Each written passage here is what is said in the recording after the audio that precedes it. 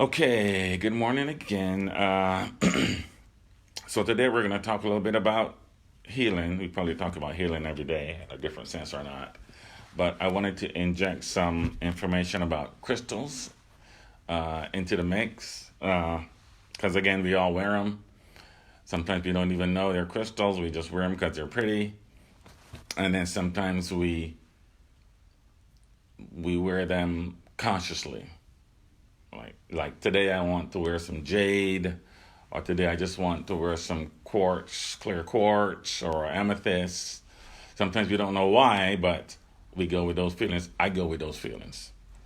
Uh, and so crystals are, first of all, we are the biggest crystal out there. That's the first thing we need to realize. We are a crystal, right? We're made of water. Uh, so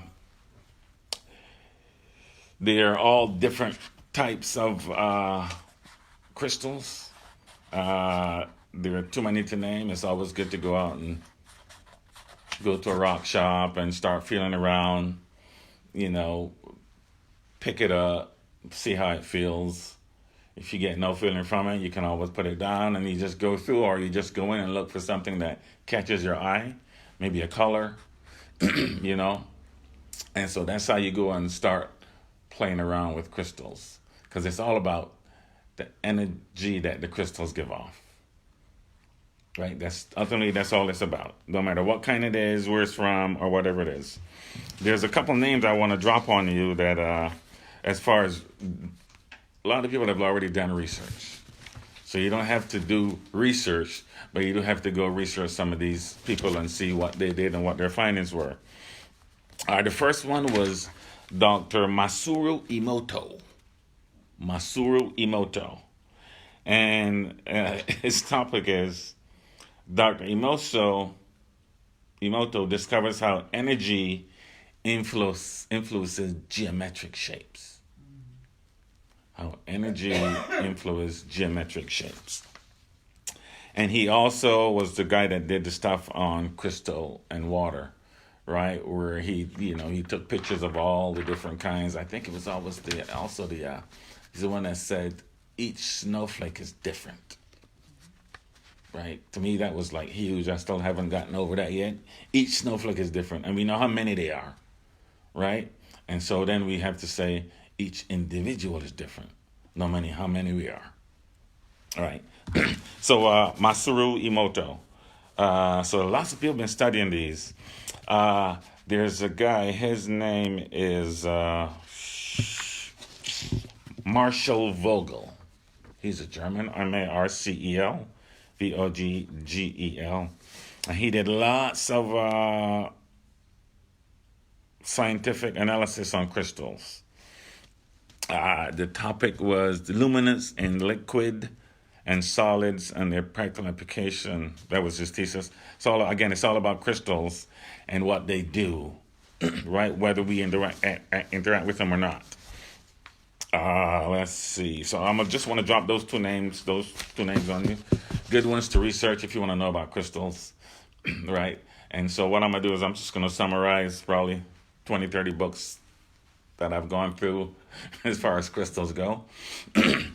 But first, I talked earlier. I showed you a crystal skull, right? And this is the one I brought today, and this is Petersite, right? And the story about the crystal skulls is that they were 13 old, ancient crystal skulls they used to use for whatever, some reason. I pull healing out of that whole reason. But there were 13 of them. And they got, when some event happened, they spread out because they used to have them all in a circle like a clock, right? You have 12, and then they say it's 13, but to me the 13 one sits in the middle, right? And so they call them ancient because some of them, like the Mitchell Edgar's crystal skull, is that they have done lots of work on it. as far as researching it and putting it, under analysis, and they don't know how it was made. Like if I take this skull to IBM Labs and they put it under their microscope, they'll be able to see all the markings that we use to shine it, chip it. They will be able to see all the tool marks, right? And even though right now it's nice and crystal and clean and clear and smooth, marks are left because from the tools. So some of these skulls, there are no marks.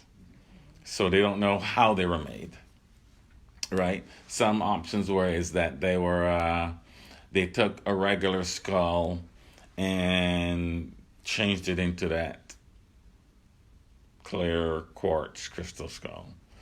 Others say they came from somewhere else, right? But the most important thing to me is we don't know how they were made, right? So that bears some research. That tells me that we don't know everything we think we do, right? So what we use the crystal skulls for, we use those for healing purposes.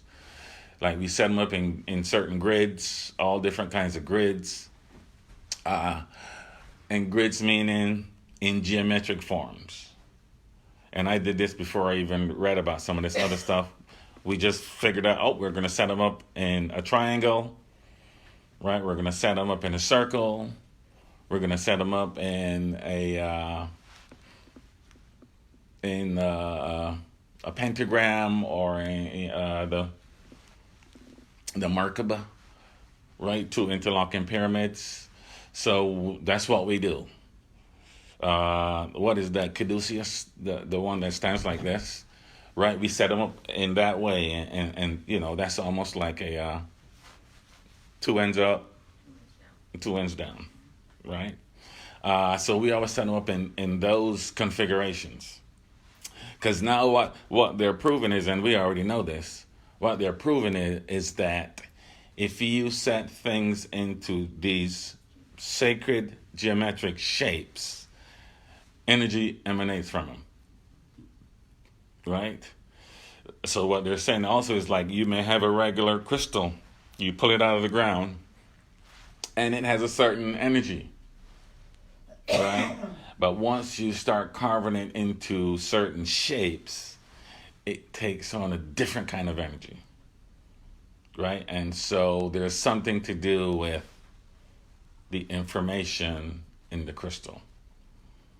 Something to do with the information in the crystal and something to do with the shape itself. I talked about shapes before, and I heard this back when I was a young kid back in Barbados, many moons ago.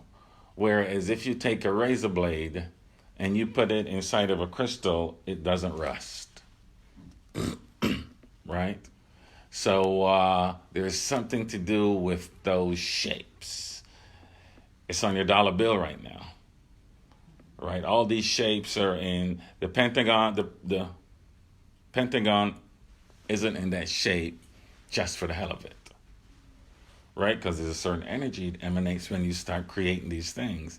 And so the Masons and all those secret societies, they already knew this information. It just wasn't, disseminated to everybody, right? So we've been dealing with this kind of stuff for quite some time. So now we're just breaking it down. Science is just saying, oh, yeah, okay, I can prove it now. Now we believe you. Whereas we've been saying this for 20, 30, 40 years, even longer, right? So crystals are very important. The one with, because crystals make up water, right? And we're pretty much mostly water. So we're like crystals. And crystals are known for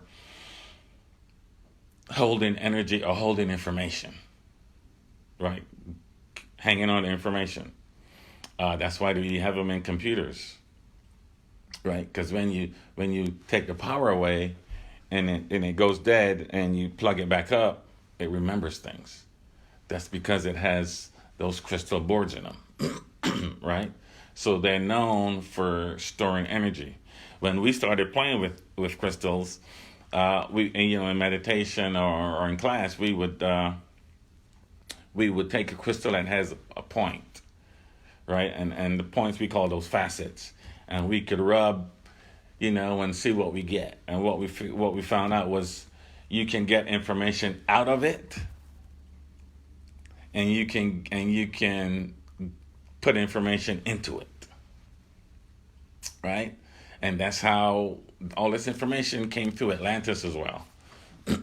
Right? So we've been using this for a long time. It's just somebody doesn't want us to know about all this information, right? So it's good to know that the crystals store information. And to me, when I talk about these crystal skulls, I was told that, and I'll get the information, that like every skull knows where the other one is. Almost like every rock knows where the other one is, or every tree knows where the other one is. Why? Because they're connected.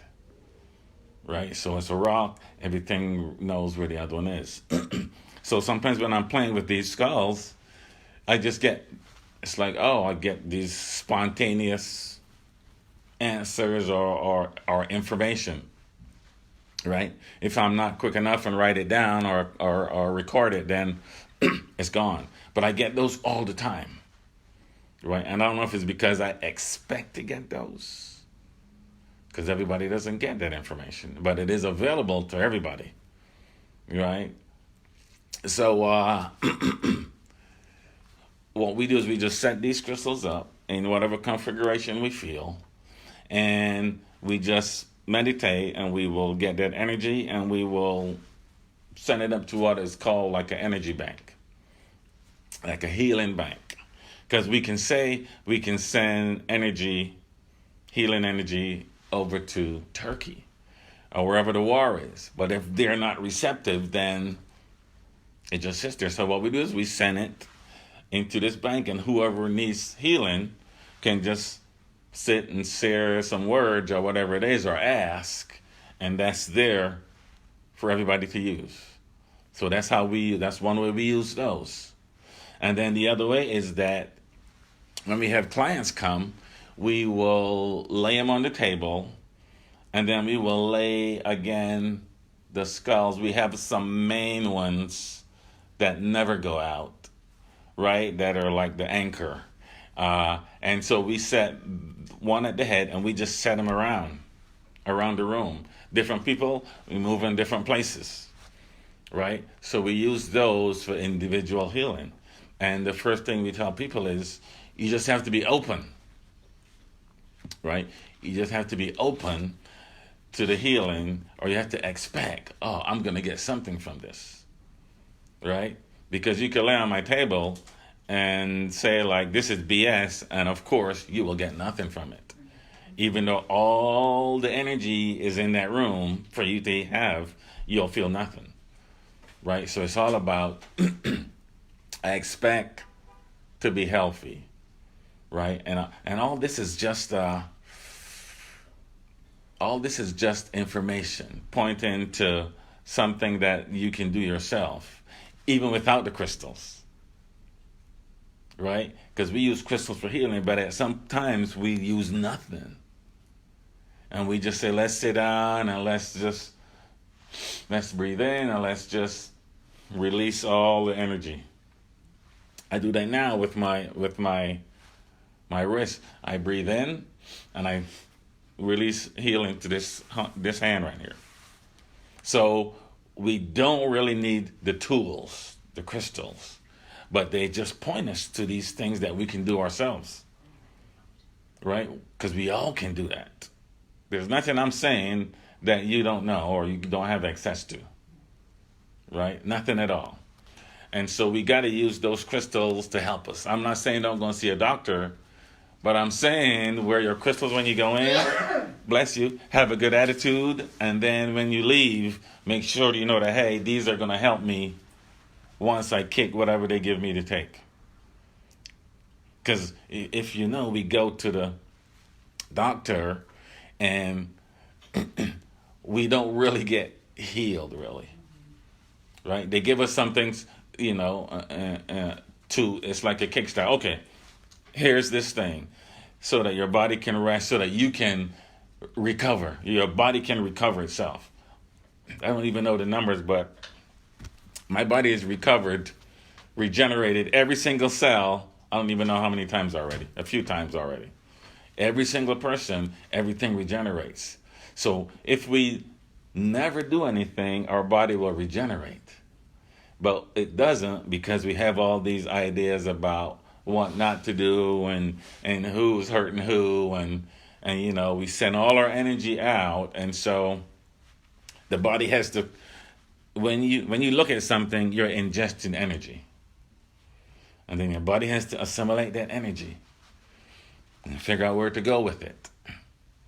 Right? And if it's doing all that, then it can't regenerate as it should and heal as it should. So the key to healing is to let the BS go, pretty much. That's all healing is. It's like, I'm not going to let anything bother me today. And at that moment, healing starts. Right? Because the body doesn't have to start fighting all these other things off, all this information. Right? Information as in something somebody tells us. Information as in something that we see on the television or out. Information as in something we eat. Because we understand that what we eat is information. Right? That makes sense? Let me tell you how it works. So, because I didn't get no, yeah. So, everything is information. Everything is energy. Fruit is energy. And you can play with this. You can ingest fruit, and it doesn't take a long time to pass through. Right? So that's energy. That's information. Right? It's just a fruit. It's pretty much connected to all. It's there for us and to be beautiful and help us. Right? It doesn't sit there and say, damn, should I be an apple today or should I be an orange? I don't like being red. I should be black. I want to fall. Doesn't do that. Less information. Now let's say it's a cow. A cow has much more information. Right? Because it walks around. It is a little more free than the fruit. We feed it stuff, which is information. So whatever we feed it is information, right? The way it dies or the way it lives is information. They leave it out in the field too long or didn't get information. And then the way it dies is information, right? So if it dies a horrible death, then that information is in there. If it's grass-fed and it dies a natural life, information just not as much. So when we ingest that, we're ingesting all that information.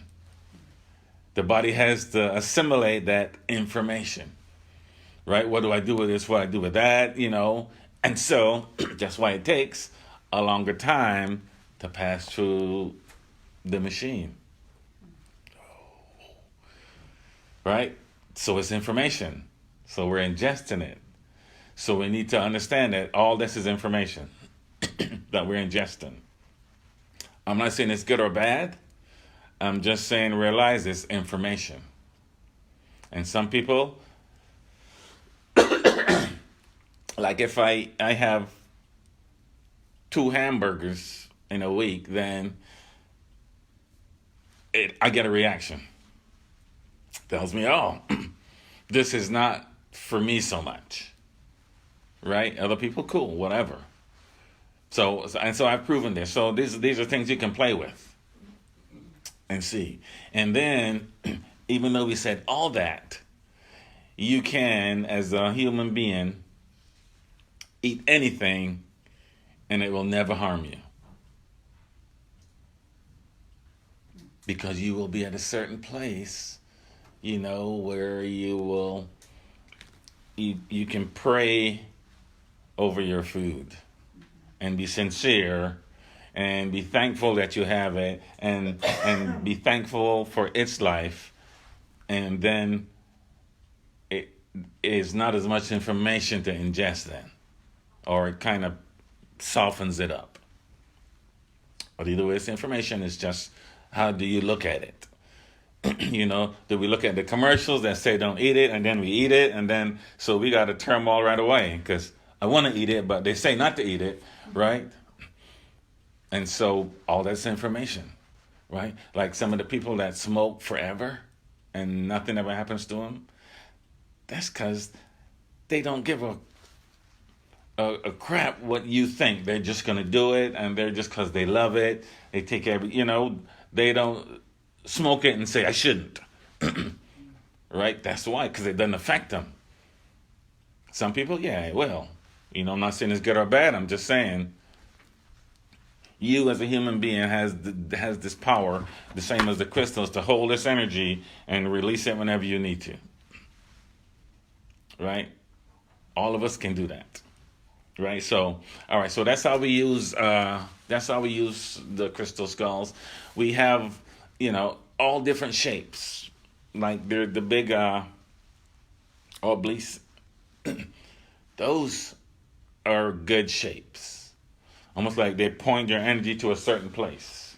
Now we use those for like acupressure, where we take it and we put it on certain spots in your body, certain pressure points, right? And so we use them for that. Some have points, some have no points. Some are just wands, but just realize that all the shapes have a certain energy to it. Go look what energy does a pyramid give off, or a circle give off? Completion or whatever it is. You want to start looking for those things. That's where sacred geometry comes in, right? That's why when you do yoga, you do certain positions because it releases strain and stress, right? And gets your mind in a certain place, right? Same thing with meditation. Meditation is really just how do we stop the brain or the mind that's in the middle of that. And that's when I look at skulls, that's what I think. The greatest thing is in the middle of that thing, or in the middle of this thing right here. So this is pointing me to this right here, right? Your mind, whatever creates your whole reality, is right in the middle there. Right? So again, we don't need that because we got it right here. But we just think we're like lowly humans. We were brought here to serve somebody or whatever it was, when it's the other way around. We're just here to realize that we have this power inside of us that we can do anything, right? And all these are just tools that help us look inside. That's all these are, just tools. At some point, you put away the tools, right? It's like for me, sometimes when I want to give messages, I have to sit with you, and I have to do hands-on, and then I get energy, and I get messages, and impressions and stuff, right? That's how it works for me. Yvonne can just connect it just like that, right? So anybody can do this, right? I always say I practiced my way up when she was open to it, and the whole family is that way, right? So all this is about healing. And there are so many different kinds of healing, too many to mention. There's so many different kinds of crystal healing, right? I mean, what I also do is that I have these flat pieces of crystal. Some of them have markings on them. I have them at my job. I set my water on that. Right? Because I expect that there's energy coming from the shape. Whether it's the Star of David, and the Star of David is just a two-dimensional version of Merkaba, right? The two interlocking pyramids, one going this way, the other one going this way, right? Can't do it together. But yeah, so that's what I do. I set my water on there. If I have a soda, I set my soda on there. Because I expect that energy is softening whatever it is. That's my vision of it, right? So you can do that too, right? Or set your, I have grids in my, small ones that I set stuff inside of. Because you just want to awaken yourself to these things, right? At some point now, when I'm driving, I see these shapes. Mostly you see them in churches. You see the pyramids and the triangles and all that stuff. Why do they have that? They may not even know why they have that. All that sacred geometry, all that's working with energy. Right? That's all they do. We don't have one, but we work with energy anyway. Right? So I'm toying with some other kinds of healing as well, as far as sound healing. Yeah, we have crystal bowls, we have the brass bowls. We also use the tuning forks, right? Because all this research that we're doing on crystals, there's much more that they just ain't talking about yet. At some point, frequency is going to be how they cure cancer and whatever it is. Frequency, because everything has a frequency, right? And once you can get it to resonate to that frequency or not, it's gone, right? So that's going to be coming. They're doing it a little bit now. Ultrasound is a stepping stone. Oh yeah, we can see stuff, but at some point they're going to direct that frequency to where the ailment is, right? And then it will be like, oh, I don't like that, and then it goes. It's easy as that. That's why back in the day in Atlantis, they had these rooms you would just go in and relax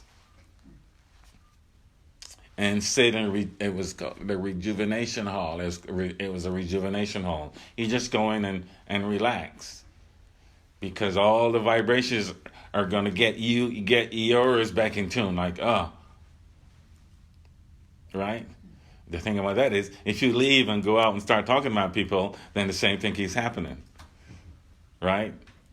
So it's not really the crystals, it's you. But the crystals are just to give you a bump, a jump. Oh, okay.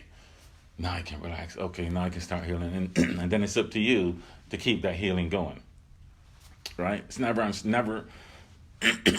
We always cry once we're sick. But when we feel healthy, we don't say anything. Where we should be always educating your DNA that I want to get to my optimum health. That's what you should be saying every day, all day. Because you can reprogram your DNA. That's all we're doing. That's all the tools are doing. We're getting the vibration up, and our bodies be like, yeah, I know what that is. But we don't know how to keep it going. This is how you keep it going. You gotta optimum health. And then once your DNA gets that in, then it's like, oh, it's easier to do certain things, right? Like you're pre-paving the way, right? But most of us say nothing. Like, I started this, I don't know, 3-4 years back in class where we started being thankful for our feet. How often do we do that? I do it now a couple times a week. Before, I never did it. So we would start in the meditation with, you'll be thankful for your feet for carrying me 61 years so far. That's a long time. Some people take it for granted. And we go all the way up. Your calves, your knees, your internal organs. We just take them for granted. So healing is about always recognizing or being thankful for what's happening. And the more you do that, the more it becomes second nature, right? And then you don't get off balance, or as some people call it, sick, because you're expecting all these things, all these good things. Sometimes we fall off. Yeah, cool. Just a reminder. Oh, I just need to do that more. right? So at least once a week, be thankful. You know, I would realize that, wow, I really need two hands, right? I haven't worked in a week because I have to use both hands to type. Otherwise, I'm nothing. Who knew? I knew, but it's like, oh, I need a reminder somehow, or a reminder for other people. You got to be thankful for whatever it is, right? So to me, I wasn't thankful enough, so I had to, hey, I'm thankful now, so I need to get back on my job. Oh, let me be thankful for all these other things that I already have, that I already use every day. You know, that's healing, right? Not when the thing happens, because usually when you get a diagnosis, the first thing happens is it throws you off. Most people get worse when they get the diagnosis, which means you were doing it then, right? Versus, okay, this is a setback. Okay, let me work with this, and then the ultimate is nothing dies. Nothing dies. You just move on to a different phase. And I'll finish with this. And water is how I express that, or how I explain that. Right? You got ice. You put some heat to it. You get water. We never say, oh, damn, ice is gone. No, we just enjoy the water. And then we put heat to water, we get steam. We never say, damn. We just enjoy, oh, wow, this is a nice warm steam bath. It's just changing the form. It's just changing shape. And as human beings, that's all we're doing. So there's really nothing to be afraid of when it comes to the thing people call death or crossing over. You're just stepping back. That's why when we do messages, everybody that's crossed over, you have access to. Like now, there's people here that crossed over. So there's nothing to be afraid of. And that's one of the things that will make you healthier, is that you stop thinking about dying and worry more about living. I'm just going to go do it. Right? That's how animals are. Cats, they would rather run out and get run over than sit in the house and just be that. Because they understand. I'm just going to go and come. Right? And so that's what we need to start doing. Because once we let go of this thing, because a lot of people, their whole life is based on when I die. What am I going to do? Or where am I going? Or you're not going anywhere. Right? You're still going to be here. You just will have a different version of it. And then once you think that over and over, then it releases a lot of pent up energy you have. I just want to stop. Near death experiencers, right? And I've listened to a lot, I've studied a lot. Most of them, when they come back, what do they say? I'm going to live life like it's the last day. Every single one of them say that, right? They're thankful. They're like, oh man, this is, right? So we need to learn from, that's what they're telling us. Live life like it's the last day. Right, and if you don't do it, then it's cool, the next time. But you need to live. That's what I get from them. Right? And so all these things all come together. Anybody ever heard about the crystalline grid? So there's a grid that surrounds the earth. It's a crystalline grid. You can access it, certain ley lines, right? And the way that works is everything is recorded. Everything you do, say, think, feel is recorded in that crystalline grid. And then when you cross over, you go out through the grid, right? You go do whatever it is you're going to be doing. And then all your information is in the grid. And then when you come back through the grid, and all your information is there, right? And that's how you explain ghost, because it's just a representation of what was there. If you see in all the ghost stories and all the ghost, the ghost shows and the photos and the videos, they're wearing the same thing, and it's like a recording, it's like a videotape. They do the same thing because it's a recording of what they did when they were on this planet or in this space. That's all that is. You don't see the ghosts doing this different things. Oh, I'm just going to hang out today, tomorrow I'm there. So it's a recording of what is in the grid.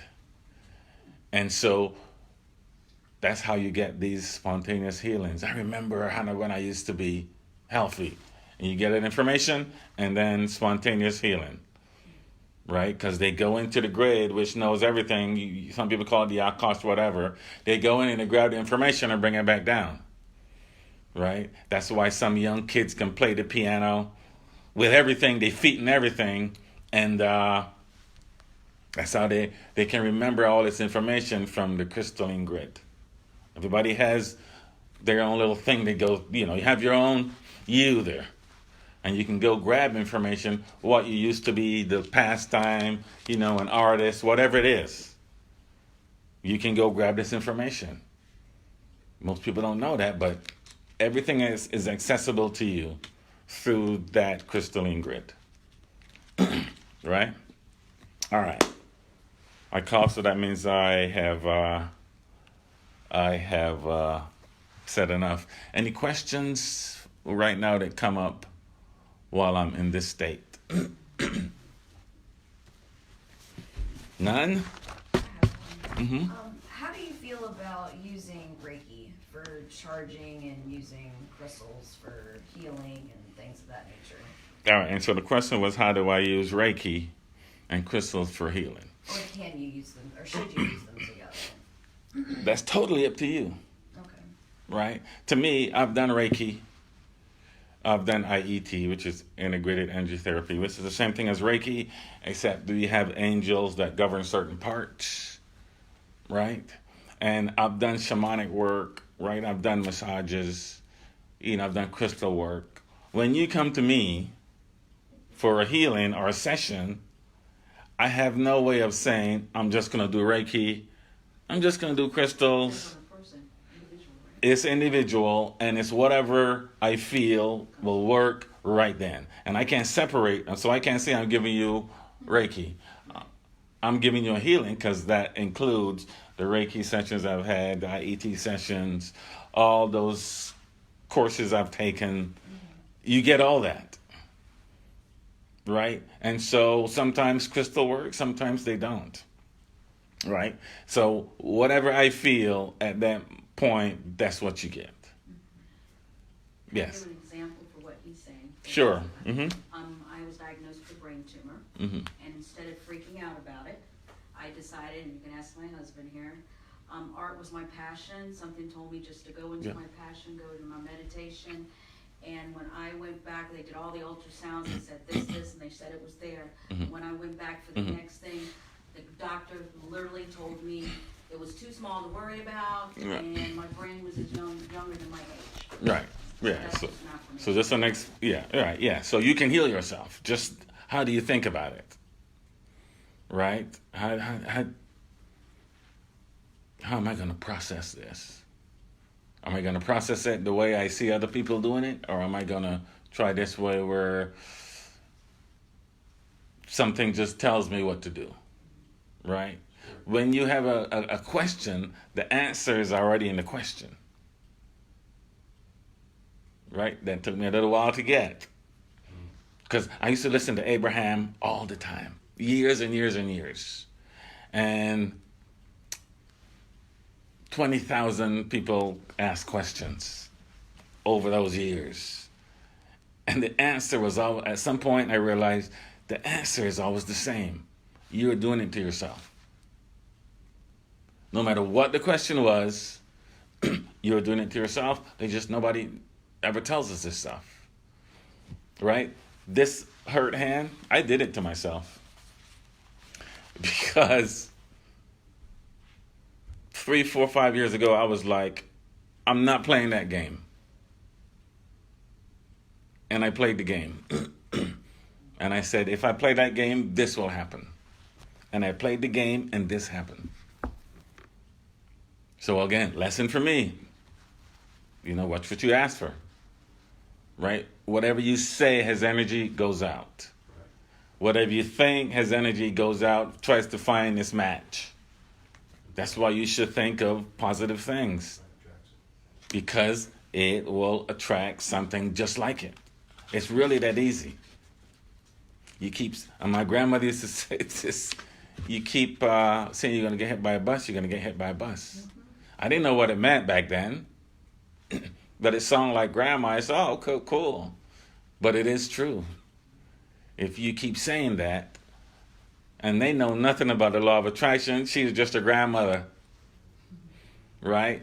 But whatever you keep thinking will happen, will happen. There's no doubt about it. And so if you keep saying, I'm going to get sick, or you keep saying, I'm sick, then the universe says, you're sick, you're sick, you're sick, you're sick, you're sick. The universe always gives you what it is. It's a copy machine. Whatever energy you give out, it just gives you back. Doesn't care who you are, rich, poor, black, white. If you offer energy, it matches it. So you might as well offer something positive. And then it matches it. Even if you're down a little bit, the best thing to do, watch a comedy. So you can offer something different than being sick. And as you offer that, the universe doesn't know the difference. It just knows your energy is different. So let me fix that. Let me get some more of that. Doesn't say, Cleston, man, that's a bad movie. You shouldn't watch it. Just says, this is the energy you're giving. Okay, I'm giving you some back. That's all it does. That's the easiest thing I can say about that. So whatever you feel like during that healing session, because in the healing session, it's not just you and your client. It is you and your guides and your people and that person and their guides. And usually the way it works for me is I get information. And they might like, oh, damn, that's a good idea. No, they're communicating and feeding me information. Do this. Yvonne says, how do you know where my pain was? I just went there. That's because I had this communication and they passed me information. So when your patient comes, or your client comes, patient's not the best word, your client comes, whatever you feel that will help them, that's what you give them. That's what you offer them. That's what they're most receptive to.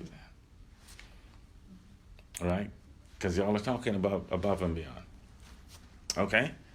Anything else? I think it's kind of funny you talked about grandmothers and stuff, because what I thought of when you were talking about crystals was back when I was a little girl.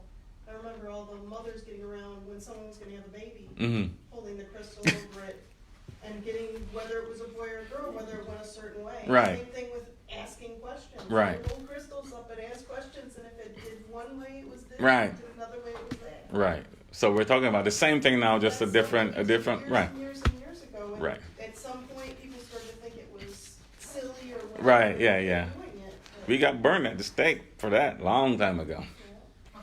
Just because we went outside the box. Like, oh, let's try this. Versus somebody tells me to do this and I'm going to do this. That's why I like this church.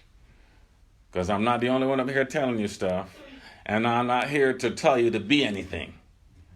I'm here to say you be anything you want to be. And I'm going to help you do that. That's my job as being part of this church. What do you want to be? Let me help you be that. Okay? All right. So I'm gonna leave that with us today. Thank you all for watching.